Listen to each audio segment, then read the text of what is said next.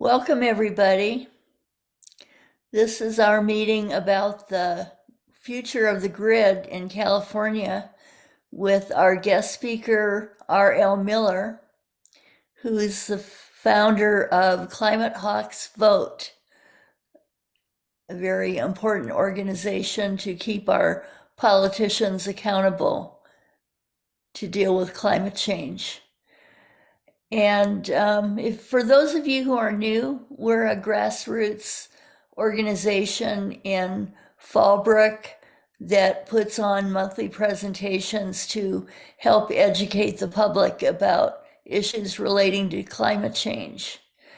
And I wanted to introduce just for a minute Sherry Lamont, who's going to unmute herself and just say a word about a local group here in Fallbrook called Save Our Forest. Would you like to share about that, Sherry? Okay. Save Our Forest is a group part of Fallbrook Land Conservancy. And I see a couple members here that come, Jim and Elizabeth and Tom. Anyway, we meet twice a month and work downtown, mostly trimming trees for a couple hours twice a month on the third Wednesday of the month and the last Sunday from 8:30 to 10:30. And sometimes we do special projects. Right now we're working at the corner of Main Avenue and Fallbrook Street at the 7-Eleven, where we're kind of refurbishing the corner, redoing the dry riverbed, the rocks, and we're going to plant some plants. And so help make that corner look a lot better.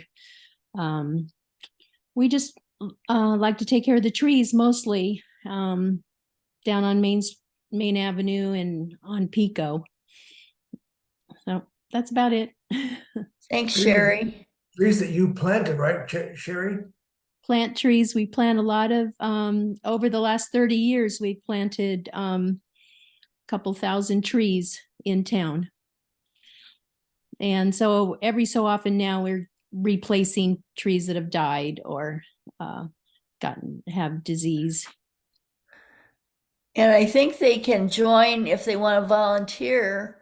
I think they can meet on 8:30 on the last Sunday of every month at Main and Alvarado, right? Yeah, and Wednesday, then the third Wednesday. Okay, great. Thank you. Yeah, anybody can come, and it's just for a couple hours, twice a month. Thanks. Well, we still have people pouring in, but I'm going to go ahead and turn it over to R.L. Miller. Take it away, R.L. Thanks so much for having me.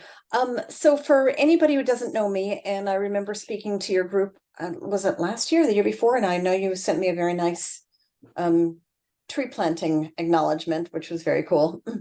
I think it was 2020. That long ago, yeah. Yes. So I live up in Ventura County, and I am active in both climate and Democratic Party circles. I run a group called Climate Hawks Vote that tries to build political power for the climate movement. I'm also former chair of the State Dem Party's Environmental Caucus, and currently I serve on the Democratic National Committee. But I'm not going to talk about that. I'm just going to, if you want to ask me about it, you can, but I'm here to talk about the California electric grid. And specifically where we are going, why we are doing this, whether we're going about this the right way.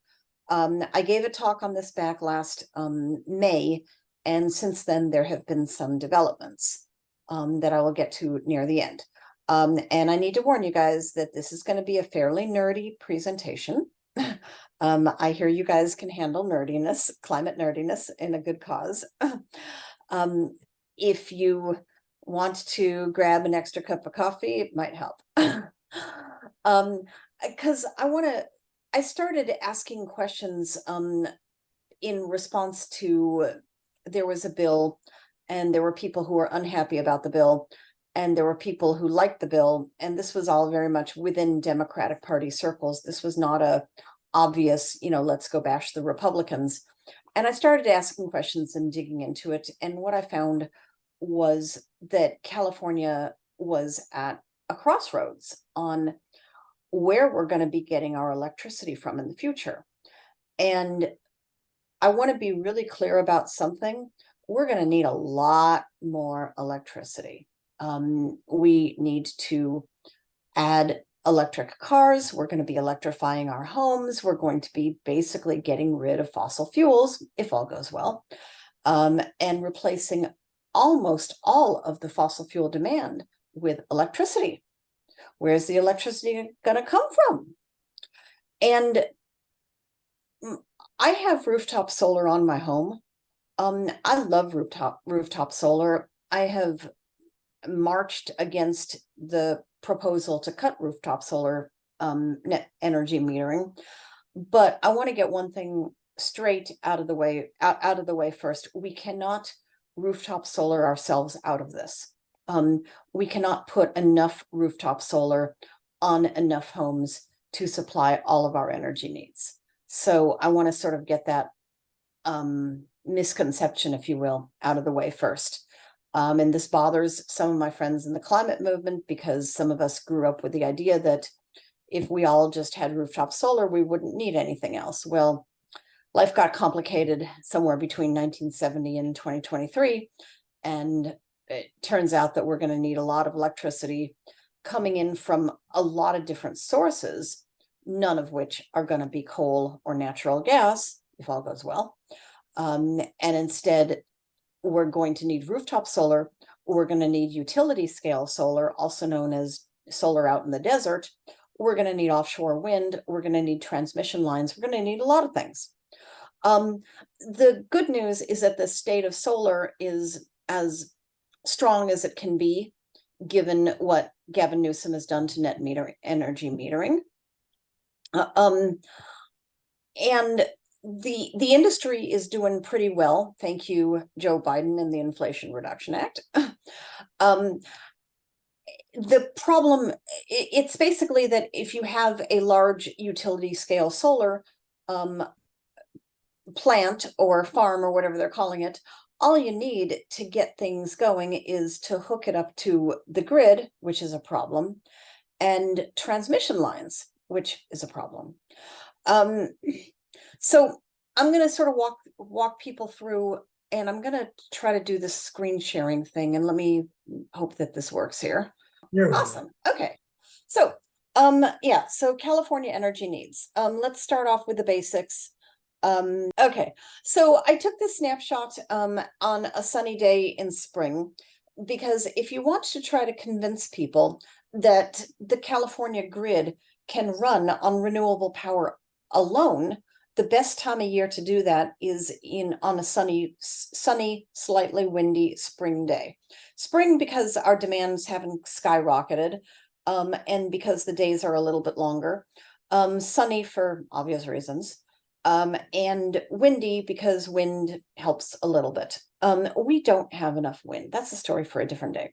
But this was just to give people a general idea where California was currently getting its energy from. And this is probably true today if you look at this today at or if you look at this tomorrow around 1 or 2 p.m. So you can see that on any given sunny day, California is running on over 50% renewables.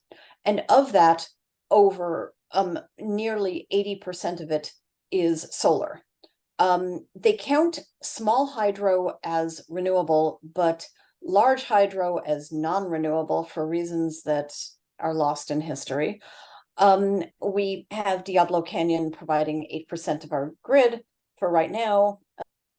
We have a tiny irrigation district in Turlock that still insists on running on coal. We have a couple of dogs wandering into the presentation. Yeah, so that just gives you a snapshot of where we are now. We're going to need to double that. Okay. So this is an overview of the California Independent System Operator, also known as CAISO. And a lot of the slides that I'm going to show you came from a woman named Loretta Lynch, who used to be, I believe, on CAISO or on the PUC. And she was very, very active in protecting Californians from the Enron market manipulation. And she spoke out very loudly, and she did some really great work. So this is her slide, not mine. And this gives you an overview of CAISO. What you can see from this is that most of California's electricity is handled through CAISO. Small amount in the far north, Pacific Core, small amount over by Lake Tahoe, Nevada. LADWP is its own separate special entity. Imperial Irrigation District, same, but the large majority of, but CAISO controls the electric grid. Okay. Wholesale power markets. These are more or less the balkanized. Everything has grown up through historical reasons. And nothing makes any sense. If you were to set out to create a grid that covers the United States, it wouldn't look anything like this. It would make more sense. Very generally, national people worry about getting electricity from the West, where there's a lot more solar and a lot more ability to use solar, than over to the East. And it's hard to do that because of this, the divide down more or less the Mississippi River. But all you need to pay attention to for what I'm talking about here, the nerdy stuff, is 3 blobs. Blob 1 is over on the far west, and that's our friend CAISO. Blob 2 is ERCOT. ERCOT, you guys probably know that acronym because that is the energy reliability something of Texas. So this is the Texas electric grid that we've all come to know and love. And the 3rd blob that you need to pay attention to is the yellow blob, which is Southwest Power Plant or Southwest Power Plan.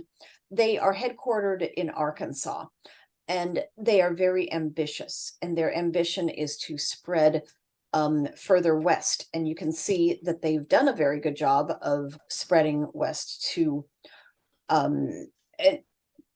through the Great Plains states, all the way up from North Dakota, all the way down to Oklahoma. So lots of transmission lines throughout the West. These are a number of the entities that are buying and selling power to each other. So currently, California sells a lot of its extra solar power. It has a lot of solar power during the day.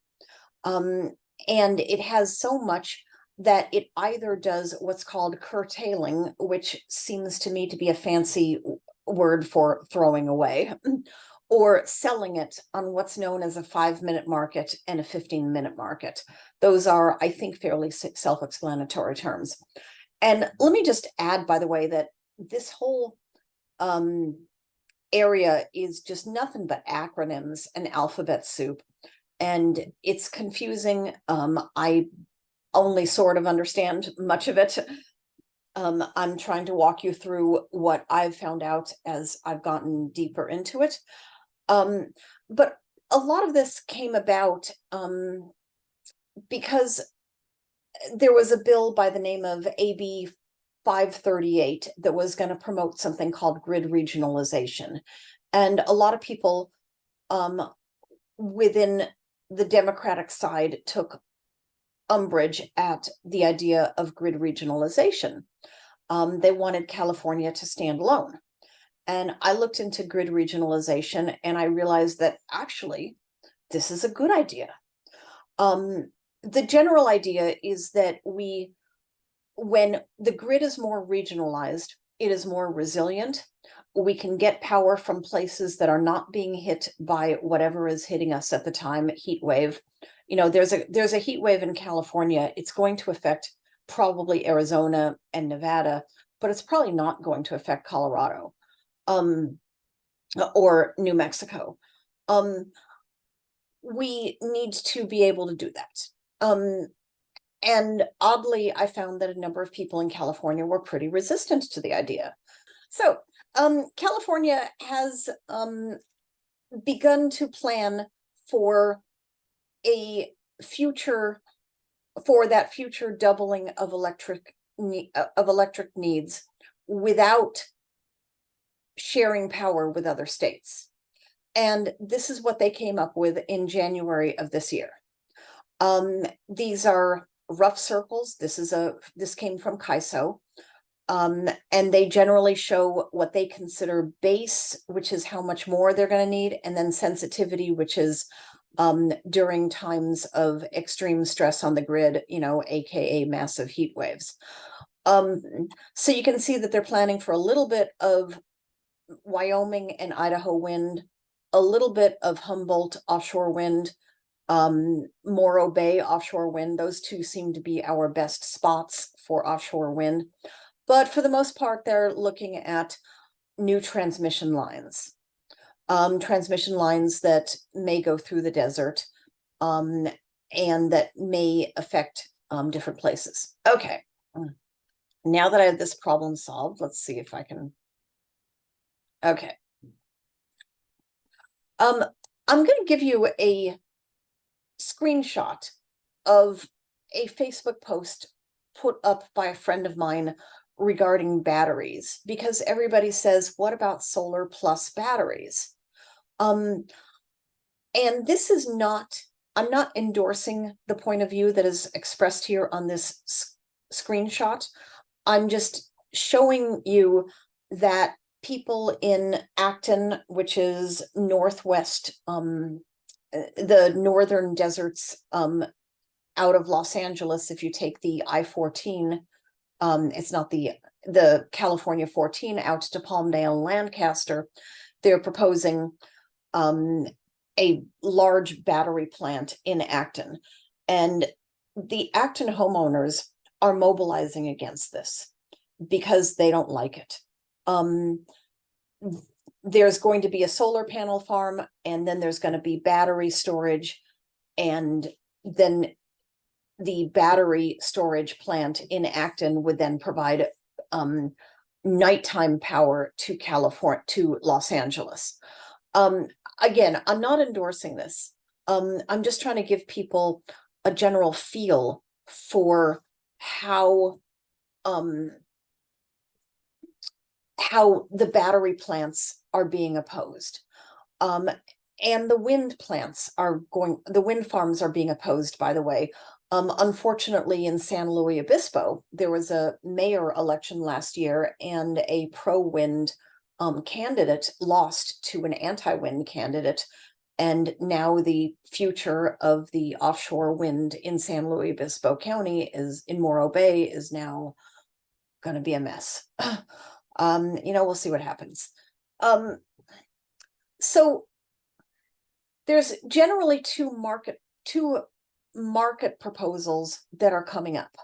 One of them is to expand the California 5-minute and 15-minute markets into something that is called I'm going to back up because the name of this is hard, enhanced day ahead market. I just keep on wanting to call it Edam cheese, you know.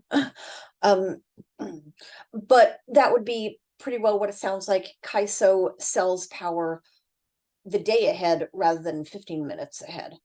The other one is being put forth by that Southwest Power Pool. You remember Southwest Power Pool in Arkansas, and they want to expand all the way throughout the entire West until they get to California. And they want to leave California alone because, let's face it, people in Arkansas don't really like or trust people in California, and vice versa. So the idea of an RTO or regional transmission operation is a market that would, and governance system that would cover multiple states. RTOs exist in the Midwest. The PJM, don't ask me what the M stands, what PJM stands for, but PJM covers the Mid-Atlantic states. There's something separate in New England states, et cetera, et cetera. So PJM is an RTO, MISO is an RTO, CAISO is not an RTO. Southwest Power Plan wants to expand and cover most of the West. Now, two states, Nevada and Colorado, have both passed laws saying that we will join the first RTO that exists by 2030. So Nevada and Colorado both passed laws intending to basically position themselves to join an RTO, whether that RTO is being run by California or Arkansas. And now I want to go to another one of Loretta Lynch's slides, showing what was considered the first time this grid regionalization showed up as her ideal position. And that's ERCOT. ERCOT is not subject to FERC jurisdiction. FERC, Federal Energy Regulatory Commission, is responsible for all the RTOs. FERC has jurisdiction over the PJM and the MISO and all the rest of those alphabet soups, because FERC is a federal agency and all of those agencies cross state lines. The solution, according to some of the California, I guess I'd call them isolationists, the grid regionalization opponents, is to be like Texas, to stay within state lines, to not be beholden to FERC at all. And as you can see from this Texas didn't raise no fools part of the slide, this was considered a good thing in 2018.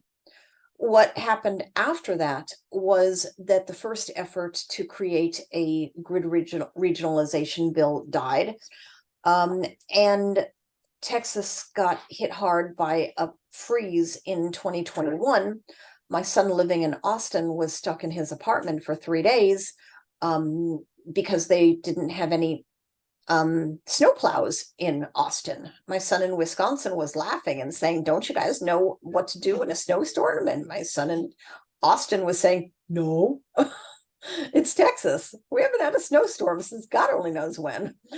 But anyways, that for some reason or another no longer shows up as the Texas is no longer being painted as the ideal, but it is very much the model.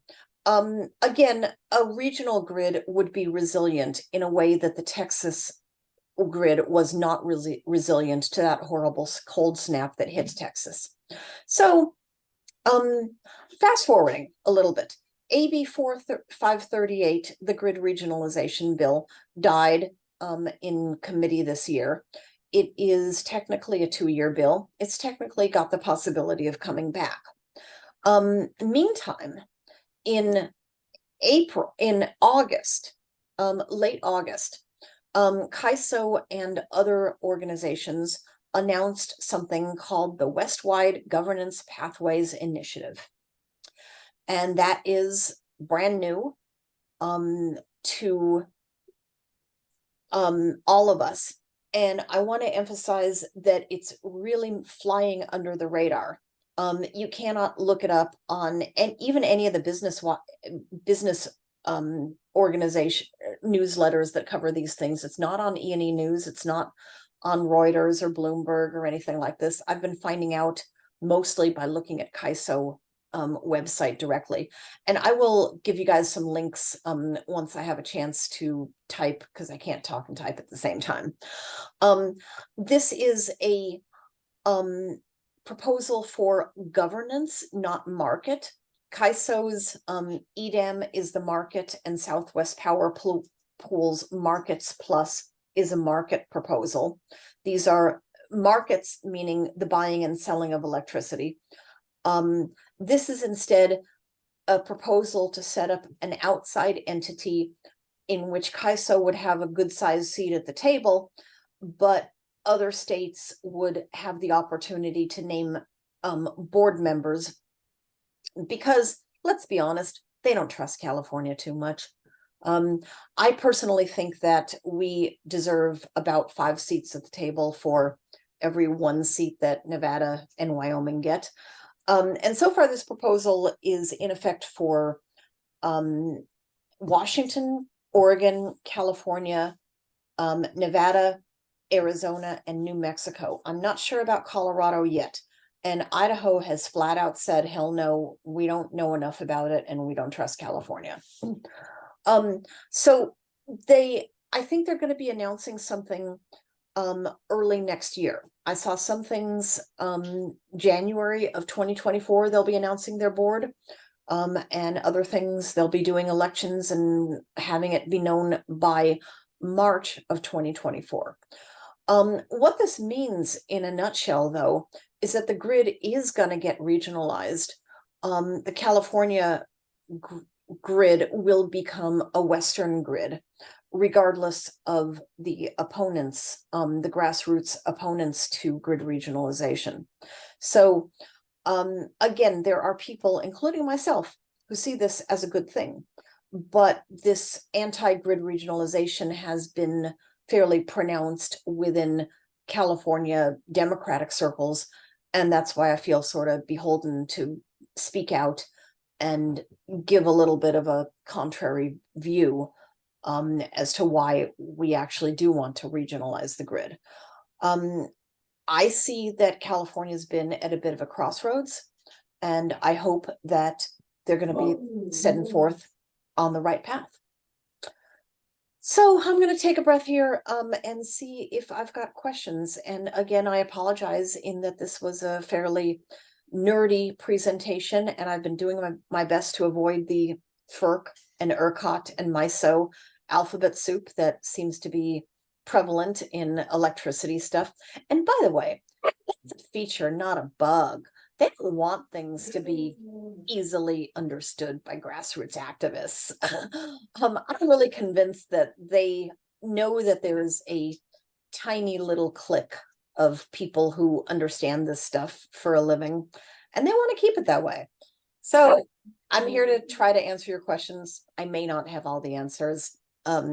My dogs certainly are doing their best to let me know that they don't understand anything that I've just said. So thanks, and I'll pause and exit this annoying full screen thing and try to take some questions and drop some links into chat. Thank you. I think Frank McCone had a comment to make. Okay, I wasn't able to see the chat at all, but now I'll look at it. Go ahead, Frank. I'm here. Okay. I'm going to let her read it. Wow. Yeah, no, we don't have onshore wind. Just nobody's been talking onshore wind. What I do you love mean it. by onshore wind? I mean, California has plenty of wind. That's how we were built, using windmills. Yeah. Yeah. Now we have high-tech windmills called wind turbines. My property here in Fallbrook, I've got 9K of solar and 3K of wind, and I make about 42 to 44 kilowatt hours per day. Nice. We are distributors for both residential size and mid-size turbines. These are like 30Ks, 80-foot tall, and they don't kill birds or bats or any of that stuff. The rest of the planet is currently putting these in at a record pace, including China. The only country that's not taking advantage of these mid-size and residential turbines is the United States. I get all the same rebates as solar. As a matter of fact, I get more than that. The IRA just increased the funding for wind turbines to 50%. I get $2 a watt from SGIP and I get the 30% of the federal tax credits. If somebody puts in a 30K turbine for their winery or business or whatever in the rural areas, they can get 110% of the cost of the turbine rebated to them. This is a tremendous source of energy for California that's totally being ignored. I've done presentations to CARB, I've done presentations to the CEC, and it's just not part of their, their philosophy right now. They're just totally ignoring the fact that we could be making terawatts of energy for the people of California. This is, the utilities are controlling the rest, but these are totally available. And yet I can't get word one from the government. The governor's office is ignoring me. Everybody I've talked to ignores it. But the simple fact is, we make power. We just make power. That's all we do. And they can be added to solar systems. They can be for businesses. I mean, I can give you, if you like, why don't you send me an email and I'll give you the same presentation I made to CARB, talking about the fact that if California needs energy, we can help. If they need power, we can help. Let's see if somebody else has. Either way. Does somebody else have a question about? Yeah, our- let me just say briefly, Frank, I'm dropping my email into chat, and I would like to talk to you about this. One place where I see what you're proposing might be microgrids. So you guys are all familiar with microgrids? Yeah, and my state senator, Henry Stern, was starting to say that my neighborhood would be a great place for a microgrid until COVID hit and then everything fell apart.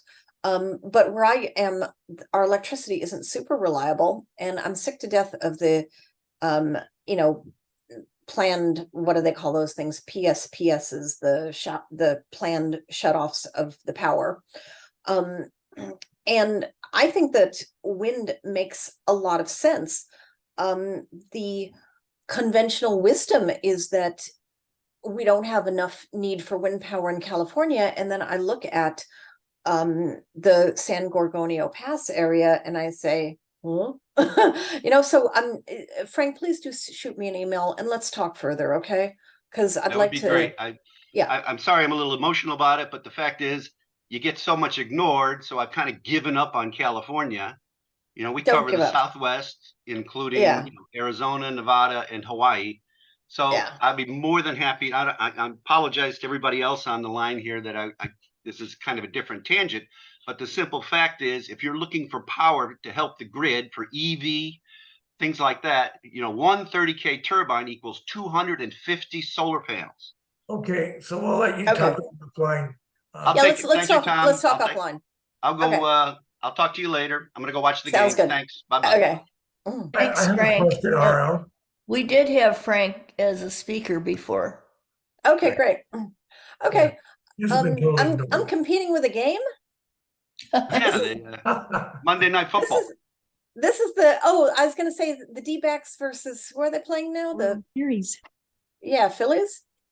Yeah, not a real No, it's the interest. Raiders Sorry. and And the the Lions. Texas. I lost it. I lose interest every year that the Dodgers wash out. So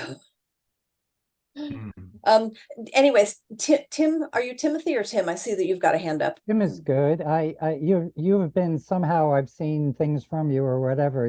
You're wonderful. So keep it up.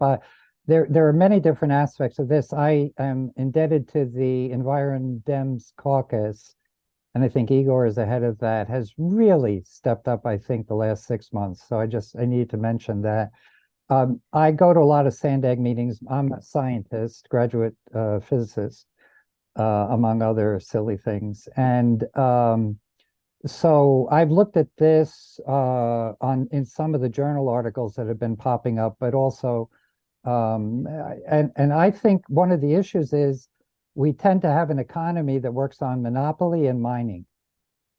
So one company wants to be the mining company that has a monopoly. And right now, the fossil fuel industry can make so much money just pumping this stuff out of the ground that nothing else happens. And I think we need to make more efforts in terms of the profit aspects of fossil fuels and the subsidies that they get And I do not consider that our current governor is at all interested in climate, and really gives lip service to it. So if someone has a different idea, I'd love to see it. I wanted to mention a few things. As a scientist, I read some of these, the breakthroughs that we've had at Livermore has been replicated in August in terms of the breakthrough for fusion energy. And from my perspective, I think we need a combination, perhaps, not just regional fixed line distribution of energy, but also potentially small unit fusion. And we're giving the money to other kinds of energy. And I think we just need a lot more research in terms of those things. Lawrence Livermore is doing large scale engines that may serve the grids. But I want to mention McDonnell Douglas is working on these smaller units that may allow a more distributed production of fusion energy that could be more localized to places that don't have access to the grid. And I think we need to look at it all. I also just wanted to mention two other things. Bio batteries, there are just so many approaches being addressed right now. There's sulfur batteries for these large fixed structures. The objections to lithium ion are really based on older types of designs. And I think that's part of the place. We need storage of the energy when the sun or wind or whatever isn't there to take advantage of these kind of renewables. One other thing I wanted to mention, I'm a skater. I like to figure skate. We're losing our skating rinks because not that they can't afford the energy, they can't afford the land costs. So Escondido closed down 3 of their rinks. I've talked to the owner in San Diego Ice. These tended to be legacy kind of facilities, land owned by private people. And I was just wondering if these can be used as centers for storage as well as generation of energy, and that could be a battery storage for the neighborhood that is around these entertainment facilities. Might be one way to get more of the renewable energy without using the grid. Appreciate you letting me make those comments. Thanks. Thanks. I think Bill Manning had a question. My question was the individuals who were against the regionalization program in California. What is their argument against it? The best person to explain this, because I will do so sort of cynically, but one argument was Enron. You guys are old enough to remember the Enron crisis, and that was very much a market crisis, not a real crisis. And people felt that the answer to the way to prevent further Enron crises would be to keep California out of FERC's jurisdiction, that FERC had power over Enron and didn't care or was unable to stop it. So the second reason generally is that if California is sitting at a table, if you will, a governance board with Wyoming and Idaho and Montana, can we trust them? What happens if Wyoming wants to sell dirty coal down our throats? I don't see that as a truly viable argument, partly because Idaho is already backed out and Wyoming isn't yet part of this. So far, the people in it are friendly states, quote unquote. But also, this is a governance, not a market. And so whatever Wyoming wants to do in the way of selling its coal would be not directly under the purview of this governance structure. Like I say, it's moving fast, it's under the radar, and it's not making sense to a lot of, it's not getting picked up anywhere in the media. Maybe it will be after they announce their governing board, but I will I'll drop a couple of links in the chat and see if that helps, if anybody wants to nerd out and read it further. Tom, I know you've got your hand up. I had at the beginning of your presentation, you said that rooftop solar would not provide enough energy. So I'm curious, how badly do we miss the mark if everybody put it on their roofs? Recent updates on this. You guys know who Mark Jacobson is? No, I don't. He's a you guys should try to get him actually. You'd love him. He's a professor at Stanford, who created the idea of wind, water, and solar. It's entirely WWS, and he was really the first person to get a peer-reviewed study showing that you can meet the needs of California and the United States on wind, water, and solar. He did really, really detailed and extensive modeling on this. And it's an answer to most people who say natural gas, we're going to need natural gas as a bridge to the future. And his answer was, no, we don't. We can do it all with wind, water, and solar. And by water, he means hydro, by the way. To be blunt, his estimate was that rooftop solar was going to provide, and I'm not sure if this is nationwide or California. I think this was the California figure. Rooftop solar was going to be 3%.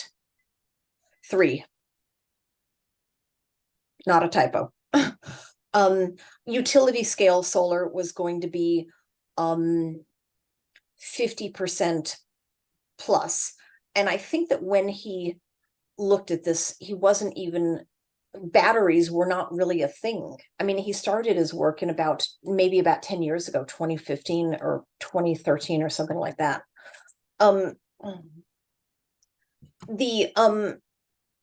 Yeah, it makes sense. And water and wind were going to provide the rest. It makes sense to provide more electricity locally. It's just a question of getting the local electric projects plugged into the grid. That is a sticking point. And there are many, many, many more projects being proposed because people know that they won't be able to get all their projects connected to the grid. And that's one reason why I like the idea of microgrids. And I like the idea of microgrids that are in part being powered by wind, because that seems to me to be, the wind blows at night and the solar during the day, right? So yeah, there's just some general thoughts. Sorry, I'm just trying to skim the chat right now. The gravity batteries, pumped hydroelectric, these seem promising. They might be fairly localized. I mean, I understand there's a project near Joshua Tree National Park that makes a lot of sense. I don't know how feasible they are statewide. Same thing for geothermal, which I understand is great if you're sitting on a geothermal node, but geothermal is hard to move around the grid. So yeah, the point is though that we need all the solutions. We can't just say rooftop solar is the only answer any more than we can say that offshore wind is the only answer. Unfortunately, the current estimates are that the California offshore winds is only going to be about 3% of our needs also. So yeah. Anyways, more questions? I'm trying to keep up with the chat as much as possible. And again, I'm trying to not get too nerdy into all this, but I dropped one thing into the chat on that was more or less, I'd almost call it a press release of when they released this Westwide Governing Pathways Initiative. Talk about alphabet soup. WWGCI? GPI? No. Udo Frank had a question about how we can double green electricity. Honestly, we have the ability to do it. we have the ability to double our electric needs through solar and wind, and possibly some of these more small silver buckshot kinds of things, you know, the pumped hydro and such like that. It's just a question of both political will and markets. And by markets, I need to talk. Have you guys talked at all about the dilemma about permitting reform? No, Oh gosh. no, we Um, really haven't. Yeah, this is a topic for another day. Bring me or somebody else back another day. But permitting reform means a lot to different things to a lot of different people. It's currently a real big buzzword in Washington. The idea is that right now it takes forever and a day to build an electric transmission line, and FERC takes forever to part of this is because of FERC, but part of the, and by the way, FERC does not take forever to approve oil and gas pipelines. They just rubber stamp those. But if you want to build an electric transmission line that goes from this section of New Mexico across these 5 sections of Arizona into California, you need to deal with a real lot of not only FERC, but a real lot of state and local permitting agencies who are sometimes not happy about this. So newest line that's going to be built next year, it's called SunZia, SZIA, and it's being built in New Mexico. It's going to carry power into California. It took 17 years to get that puppy approved. And what's going on right now is a big split between the hardcore climate people who want to respect the rights of all of the landowners and the renewable energy people who want to build the transmission line, to want to build more transmission lines to get more power on board.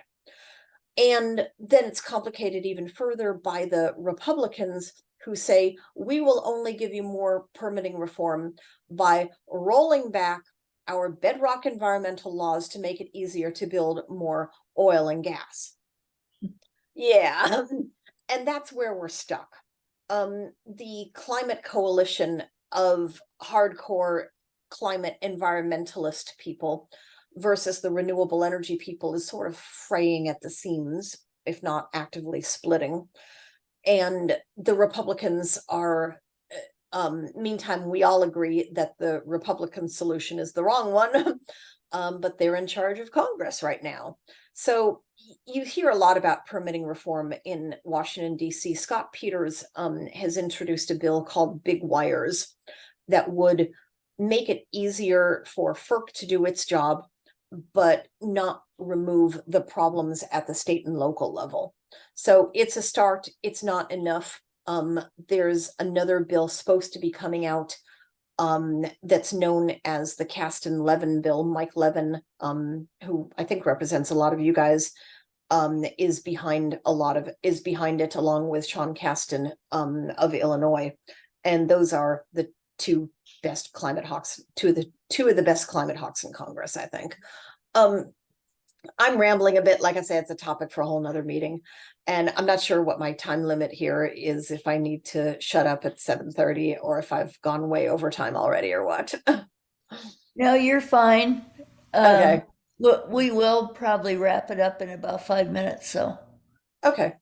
Let me just do all the sort of, I'm reading another comment. Yeah, geothermal looks interesting. You know, is it going to be expensive? Is it going to cause earthquakes? That's going to be on the mind of every Californian is going to hear about it.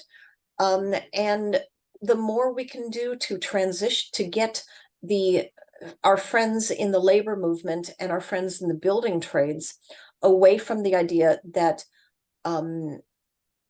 that oil and gas is here to stay, and get them over into building solar, wind, and maybe even geothermal and pumped hydroelectric. These are all good things. But so far they're stuck. Can I ask a dumb question? Probably Sure. everybody else is understands this better than I do, but um, are microgrids expected to be connected to the larger grid and have their excess energy go to the larger grid, or is it expected to all be self-contained and stay within its own area, its own little grid? Yes. I mean, the short answer is that microgrids, here's the dirty little secret about most microgrids, they're diesel powered. Mm. When people talk about backup generators, it's diesel, and that's not the answer. You guys all know that.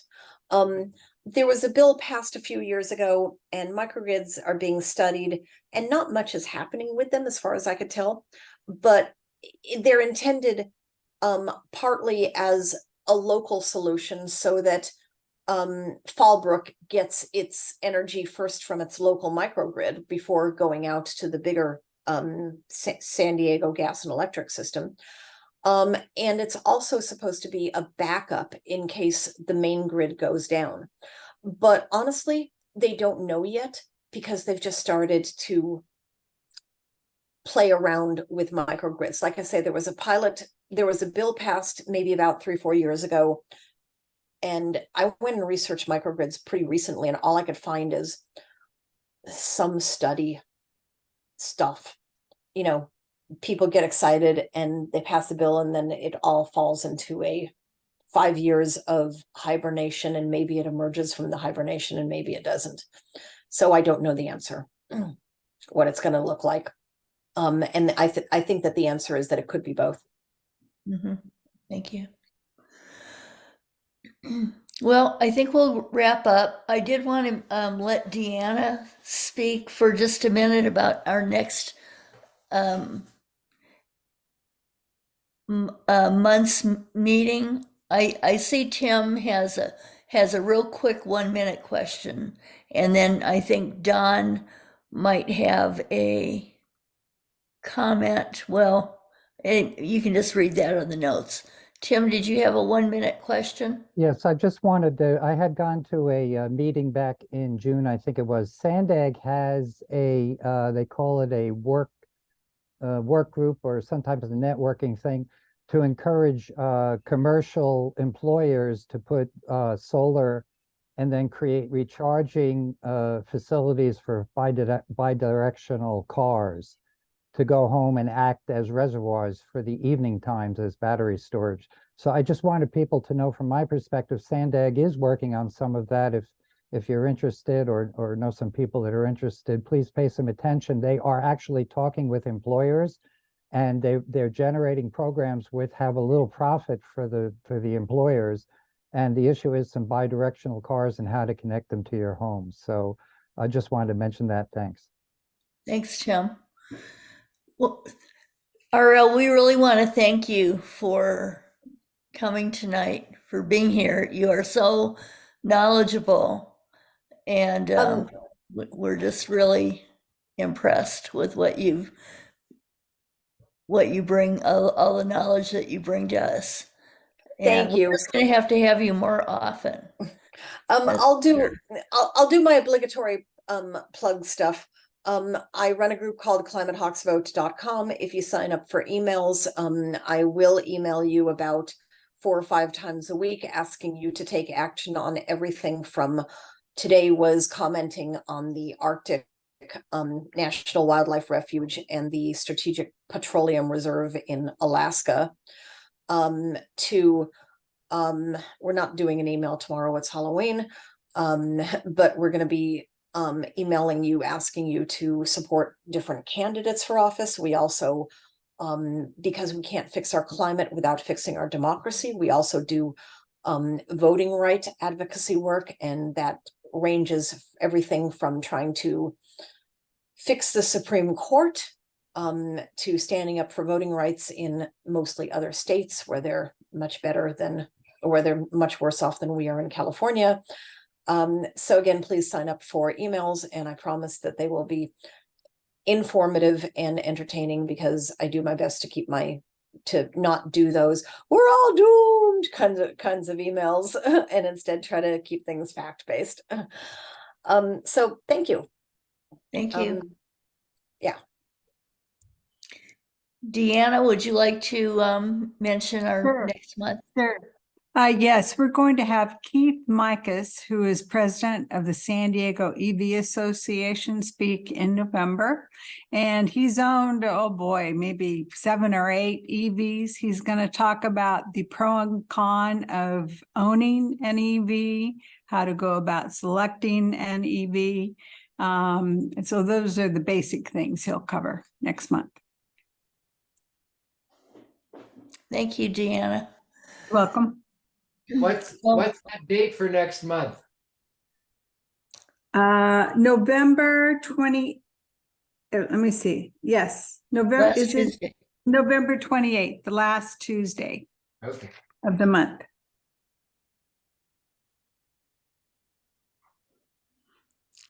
Okay, thank you, everybody.